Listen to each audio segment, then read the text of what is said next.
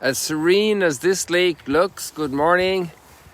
The battle is for the courageous, for the great souls.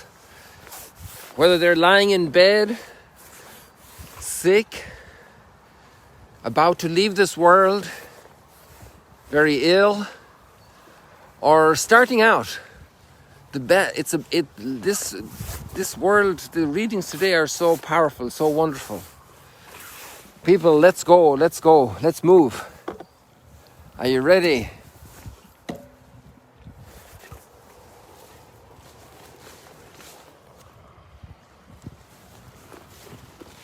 Sorry for having those leaves hit your eyes there. Hey, look at our little piece of net. In fact, I found more as well another day. Let's not go back to do that. I think a little bit behind me there was a big bunch kind of in a trash can situation.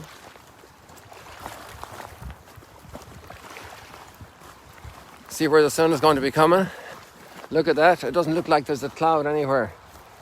There is something special in the sky though. Let me see if I can see it here. Yes, look at that. That's a great place. Look at that. Look at that. Look at that. Look at that. Right in the fork of the tree. Can you see it? Do you see it? That's the moon setting.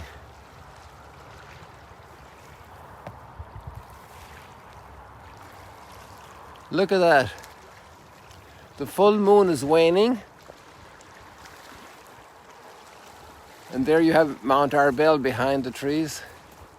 Behind the trees. So there you have the sun, the moon setting, and the sun about to rise. I wonder which one will be first. Let's see if we can control that. You can let me know.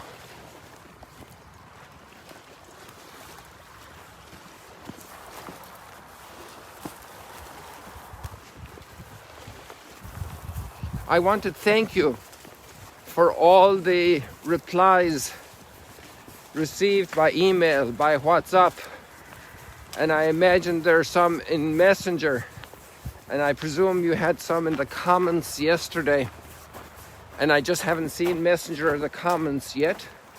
I've seen, until last night I saw the WhatsApp and the email ones, and maybe some of you have sent comments obviously in the Americas later during the night, but I usually don't get to see the mail. I don't go there in the morning when I get up. First thing is prayer, and then I have to be ready for you guys for the sunrise stroll and chat. It's not too loud today, it's very gentle waves.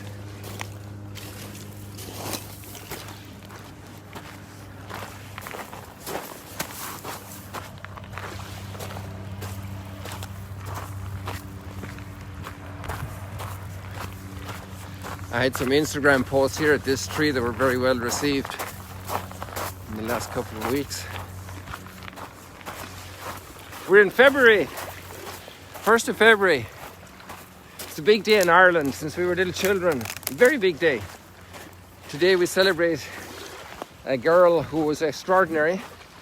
Okay, I'm going to have to go back. Or maybe I can go out to the side here.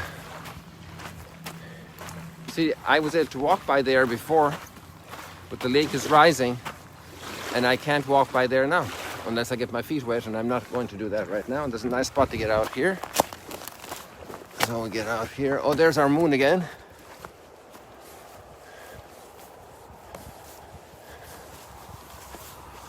And you see, we're almost at sunrise and the moon hasn't set. This happens with the full moon, you know. The waning full moon.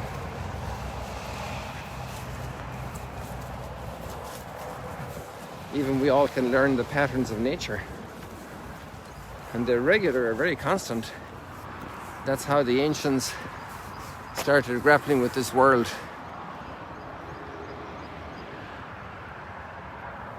So that's a very nice experience. Let's just go down to the water level for a second here. This is just so beautiful. And let's do it like this.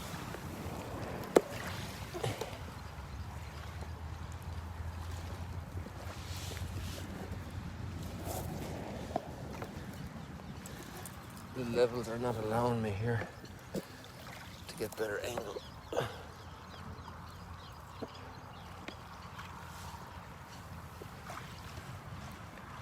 Let's try this way.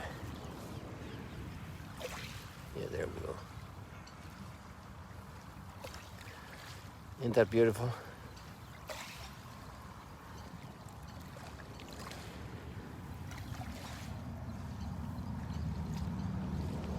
Rocking the people in the Western Americas to sleep here.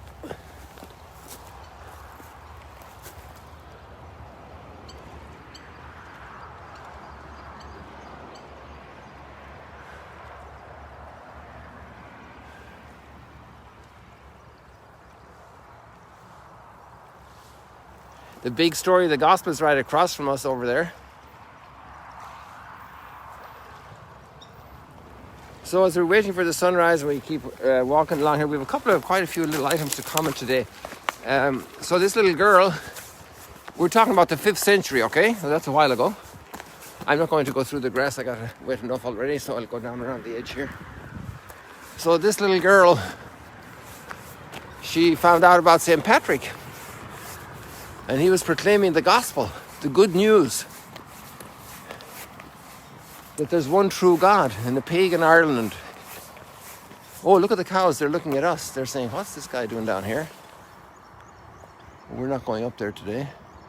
Wait for the ground to get a little drier. Where are you, cow? I thought you're to the left there. Am I too high up? Yes, I'm too high up. So we have one with her tail into us and one there. And the two little birds. And then just up further on the side of that hill there is where we saw the deer a week or so ago. And it was also here that we saw the herd of swine, wild boar. Good, well, let's keep going. So that's twice I'm interrupted with a little girl from Ireland. My brother is married to a woman with the same name. And her daddy was a big chieftain. It's interesting, when St. Patrick went to Ireland, the first ones to embrace the faith were the chieftains. And you know the next thing that happened? Their sons and daughters consecrated their lives to Christ and became monks and consecrated women. And that's what Bridget wanted to do. That's her name, Bridget. And she had a hard time with her dad because her dad just didn't want to hear about that. He just didn't want to hear about it. He just didn't want to hear about it. It's often the story. Sometimes that can be a good test for the kid. It wasn't my case. I would say I was met with a little silence first, you know, like they were pondering. It was like breaking the news. But then they were supportive, very supportive. No opposition. But some kids meet with a lot of opposition. That was the case of Bridget. There's sunrise, people.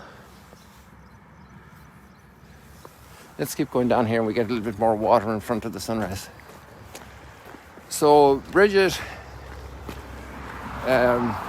eventually wanted to found a monastery herself. And she had a real hard time with her dad. Her dad had huge land holdings. He was a chieftain. And she was trying to convince him to give him just one little field, you know. Well, the story we learned as children, which is so beautiful, is that she said to her dad, well, just give me the land that will fit under my cloak. You know, silly girl. Her dad thinks, silly girl, you see the birds? Silly girl. Of course, you can have the land that fits under your cloak. So she spread it out in a beautiful spot. She brought him to the beautiful spot where she wanted to do it. And see all the birds? And what happened? The coat started growing. And And that's the way we all enjoyed the story. And it grew and grew and grew. And she got all the land she needed to build a beautiful monastery, beautiful convent. So that's the story of Bridget. And then there's another story as well, that with little reeds, rush rods, the children would, and adults too, would make these beautiful, they would weave beautiful, intricate cross called St. Bridget's Cross. Maybe it goes back to right then, they were fascinated by the story of the love of God that would pour himself out like that and forgive his enemies, Those peoples are very used to the sword, to revenge, to honor. It takes a long time for merciful love to take over a heart. I missed a big truck and the bus here on the road.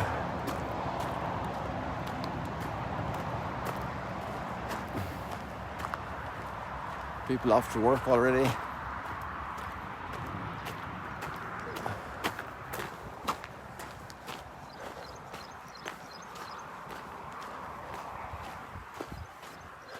I love these reeds. They're so tall. They're probably at least 3 meters, maybe a little more.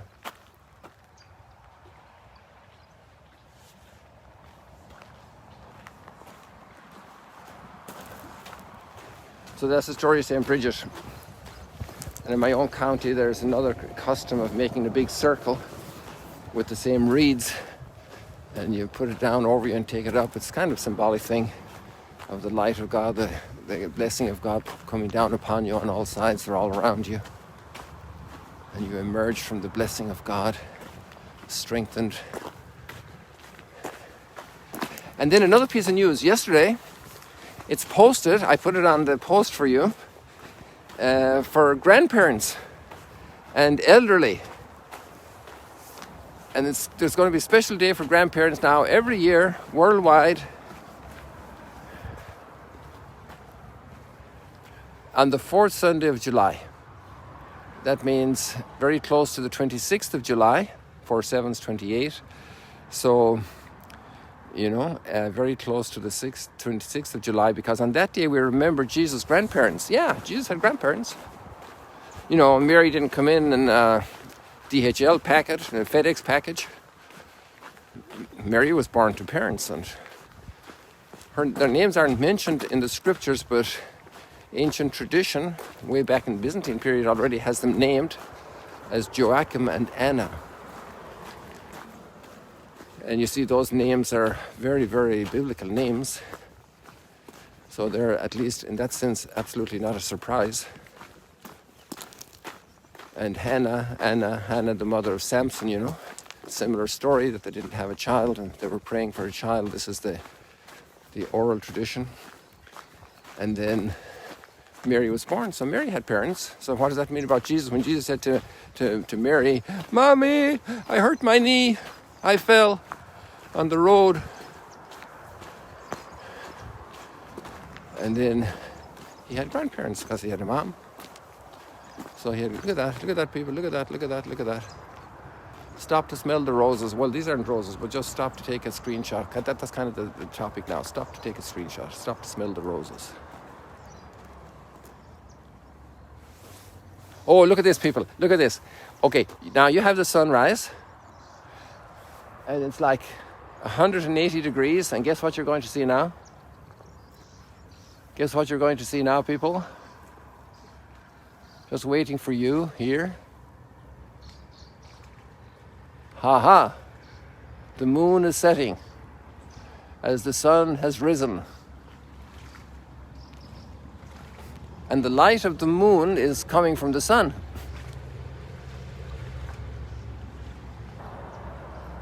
We had a beautiful moonrise last night.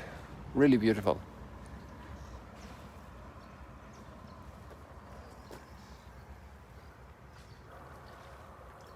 That's part of the waterworks here, taking out the salty water. So is the explanation. And then we're going down here, and we see after the moon about to set, the sun has already risen, pouring out its beautiful light. So this announcement yesterday after the Angelus prayer at midday on Sunday, which is a typical Sunday appointment for the Holy Father in Rome always, although nowadays he's doing it indoors so that it doesn't draw people to the St. Peter's Square, so as not to incentivize people getting in close together. He announced this wonderful day, and actually for years we've been praying for grandparents on that day of Joachim and Anne.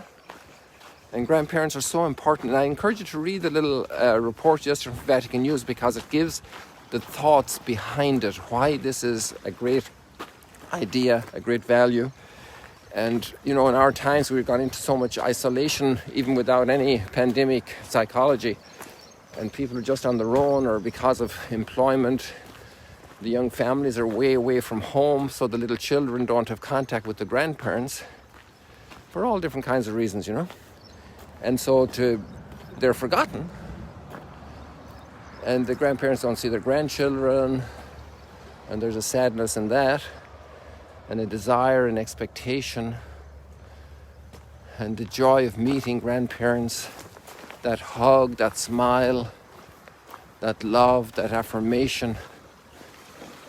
And then there are much deeper thoughts, because the grandparents, just think of 60, 70-year-old grandparents right now, 80-year-old grandparents, and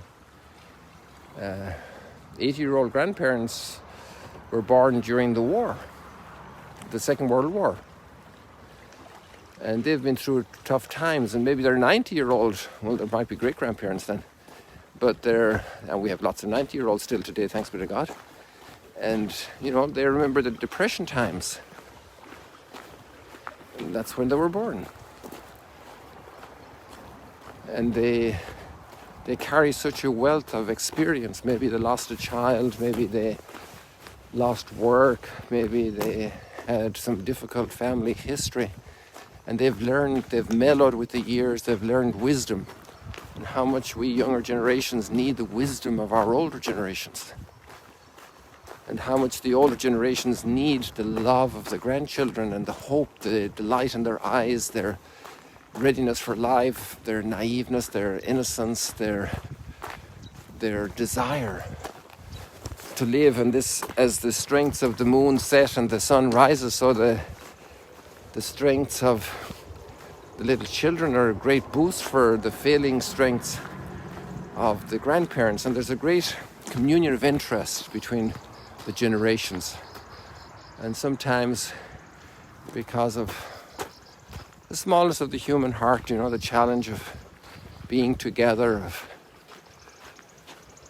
living together, there can be tensions, estrangements, alienations, and then others can suffer. If I have an alienation with somebody, then it's unlikely I'm going to introduce that person to other people, or how I'm going to present them and introduce them could be very difficult. So there's a lot there. Yesterday I read a story about a girl in Venezuela. She's written a book in England now. And they were very well to do. The dad was incredibly successful, but there were some very difficult moments when she was a little child. Her dad would scream at nighttime, like nightmares in the house, so she obviously heard it. And then eventually, I won't tell you the whole story now, that's not the topic, but her dad he escaped the Holocaust, and he was from Berlin, and it's an amazing story, but she only finds this out a long time later, and then does research and digs up that old history. The connecting the generations is very important, understanding our generation. So this idea of the day for grandparents, and the lovely thing about it is, not every elderly person is directly a grandparent physically, but the dedication of the day is for the elderly, for grandparents and elderly. And I think that's a beautiful detail of gentleness and tenderness, that all the elderly will be included, because they all have great wealth of wisdom and knowledge to pass on. How beautiful it is when a family has little children. That's the way we experience it at home. And we had a great relationship with all the elderly around us. They were mostly elderly, actually. The families living in our area each house was almost a mile apart, and my mother would send me in the bicycle when I was a boy with the fresh pork steak after killing the pig, or the fresh butter, a portion of it, to take to the old neighbours. And that was an education in itself. Well, the generosity part, one side of it, but also just going into the house of elderly. And then I remember Martin Kilkelly, God rest his soul, and he would come down the stairs when I would come in and shout, "Martin, Nora!" And he'd go all the way up the stairs again and bring down a penny for me or something like that, to give me something that I wouldn't leave empty-handed from his home. My mother didn't send me for that, but I remember the pain he had going up the stairs, and the slowness of his steps, the effort to lift the feet. And that's an education. I mean, you can't get that in one day in school, you know. It's the contact with the different generations is such a richness. People, thank you so much for all the comments that you sent me. I got a bunch, and I'm very happy. Substantial comments about the sunrise stroll and chat. And I'm delighted for a number of different reasons. And it means that what's happening here, you know, it's not my invention. This happened. So when things happen, there's a blessing in it, there's a gift in it, and behind every gift, there's a giver. So, you know, you're expressing a little bit what we're doing here, and the opinions are quite different and varied, so they're giving me a lot of reason to think. And if more of you send in replies to the question I put out yesterday about the Lectio Divina that we did last Wednesday and Friday, and some people feel that we shouldn't be doing that in this context, that's for another context or whatever. So I'm not going to impose anything, okay? But I want to hear your opinions, and the Lord is going to lead us in a good way. I'm certain of that. We're discerning together what this gift means for all of us, and how to develop it in the best way that's good for everybody. And that's my intention. I'm not going to impose anything, folks. So we did our 2 little experiments last week, and somebody raised a red flag, so I said, okay, tell me more. And then I decided to ask everybody, tell me more. So please send in your comments. You can use email, or you can use ekelly@magdala.org, or you can use that was ekelly@magdala.org, or you can use the WhatsApp number, because that's attached here. You have it in the link for signing up for the to get notifications like we do almost every morning, that at the time we're going to start, if we're going to do Instagram first or Facebook first, and then you know you're able to hit it live if you want that. So you can do that and send in your input. I didn't see the messenger, and I didn't see the what was the other one? The comments in the Facebook. I just didn't have time to see that yet yesterday. So thank you so much for all that, and thank you for all the sharing. I'm not sure if it was yesterday or the day before, but some of you have shared a lot more, and a lot more people have been exposed to the Sea of Galilee and the beauty of our sunrise. Do you prefer hearing the trees with the leaves like this, or do you prefer me to go out to a spot where it's totally clear? I mean, I can do it, or I can stop over here. I want to take out the readings for a second. I also need to check the time, see how we're doing.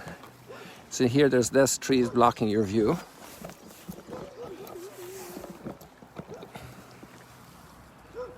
Do you like that? Prefer that, or go to have it coming out through the trees like here?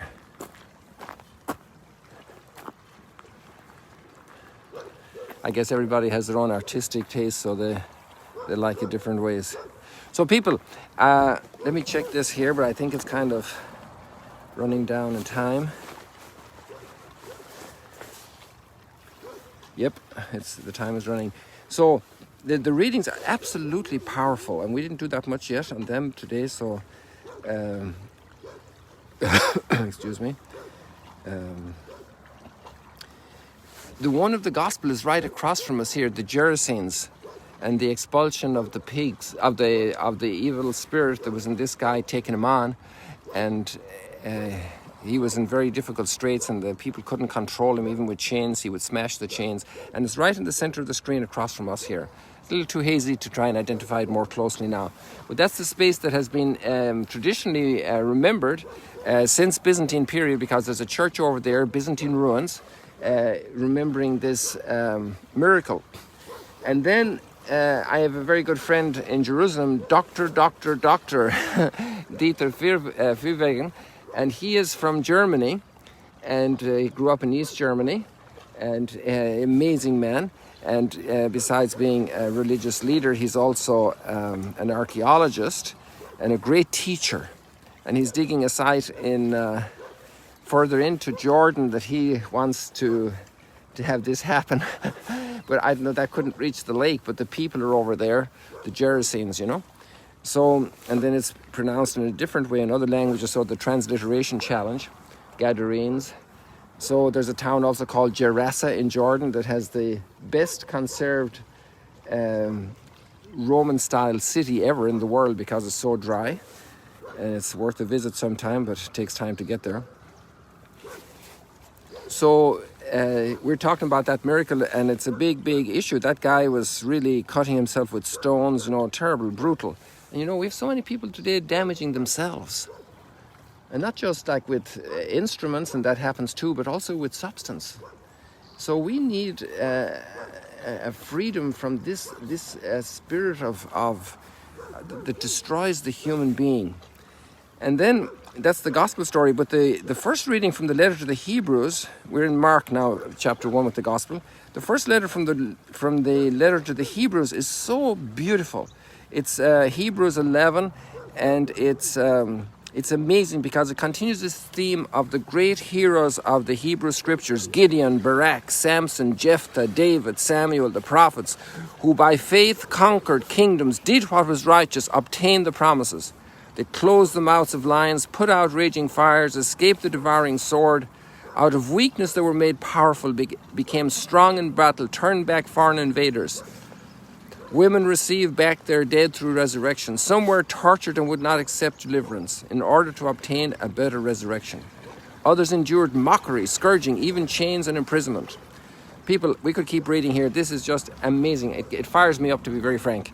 And here we see a very concrete, in both all the readings together, and take courage, those who are weak of heart. You know, the responsorial psalm is very, very beautiful. So it brings to life the fact of another summary line where Paul says that we are engaged not in the battle on the earth, we are engaged in a battle of the spirits, of the heavenly powers. So that our battle is a battle in the spiritual order. It's not just the tensions we have in the kitchen when plates fly. It's not just the issues in politics. It's not just the battle of the economy and survival. It's actually a big battle that's going on at a higher level, and we need to be engaged with the higher level, with God, with His strength. Take courage and become stout of heart, because God is with you. Only He could throw out the devils from that guy, a legion of devils. And only God can throw that out in our world today. But He needs us because we're not out of the picture. We're totally in the picture, like all these heroes of the Hebrew Scriptures that are listed in chapter 11 of the letter to the Hebrews. It's an amazing text. People, I went over time, I'm afraid, but we had a great chat. Keep promoting the pilgrimage. It's really coming along. I must give you another update the next day or two on that. And God bless you. Send in the comments about if you like the Lectio Divina idea, or if you don't like it. I would love frank thought about this, really frank thought, and that's what I'm getting so far, and I'm thrilled about it. So let's say goodbye for today. God bless you. See you later, alligators.